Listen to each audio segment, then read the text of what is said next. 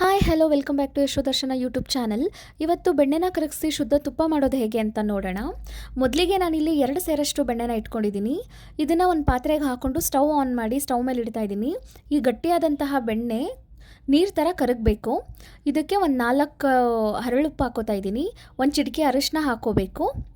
ಅದಾದ ನಂತರ ಈ ಕಡೆ ಒಂದು ಒಗ್ಗರಣೆ ಪ್ಯಾನಲ್ಲಿ ಮೆಂತ್ಯನ ರೋಸ್ಟ್ ಮಾಡಿ ಇಟ್ಕೋಬೇಕು. ಅದಕ್ಕೊಂದು 4 ಲವಂಗ, ಒಂದು 5 ಎಸ್ಲು ಬೆಳ್ಳುಳ್ಳಿ, ಒಂದು 10 ಕರಿಮೆಣಸು, ಒಂದು ಏಲಕ್ಕಿ, ಒಂದು ವಿಳ್ಯದೆಲೆನ ಹಾಕ್ಬಿಟ್ಟು ತರಿಯಾಗಿ ಪೇಸ್ಟ್ ಮಾಡಿ ಇಟ್ಕೊಂಡು ಬೆಣ್ಣೆ ಪಾತ್ರೆಗೆ ಹಾಕ್ಕೋಬೇಕು. ಇದನ್ನು ಒಂದು ಅರ್ಧ ಗಂಟೆ ಕುದಿಸ್ಬೇಕು. ನೀವು ನೋಡ್ತಿರಬಹುದು ಸುತ್ತ ಹೆಂಗೆ ನೊರೆ ಥರ ಬಂದಿದೆ ಅಂತ. ಇದು ಚೆನ್ನಾಗಿ ಕುದ್ದಿದ ನಂತರ ನೊರೆ ಎಲ್ಲ ಹೋಗಿಬಿಟ್ಟು ನೀರುಗುಳ್ಳೆ ಥರ ಆಗುತ್ತೆ, ವಾಟರ್ ಬಬಲ್ಸ್ ಬರುತ್ತೆ. ಸೊ ಇದು ಬರ್ತಿದೆ ಅಂತಂದರೆ ಬೆಣ್ಣೆಯಿಂದ ತುಪ್ಪ ರೆಡಿ ಆಗ್ತಿದೆ ಅಂತಲೇ ಅರ್ಥ. ಸೊ ಇದನ್ನು ಸ್ಟವ್ ಆಫ್ ಮಾಡಿ, ಈ ಥರ ನೀರುಗುಳ್ಳೆ ಥರ ಬಂದಮೇಲೆ ಸ್ಟವ್ ಆಫ್ ಮಾಡಿಬಿಟ್ಟು ತುಪ್ಪನ ತಣ್ಣಗಾಗೋದಕ್ಕೆ ಬಿಡಿ. ಇದು ತಣ್ಣಗಾದ್ಮೇಲೆ ನೀವು ನೋಡ್ತಿರ್ಬೋದು ಗೋಲ್ಡನ್ ಬ್ರೌನ್ ಕಲರ್ ಬಂದಿದೆ.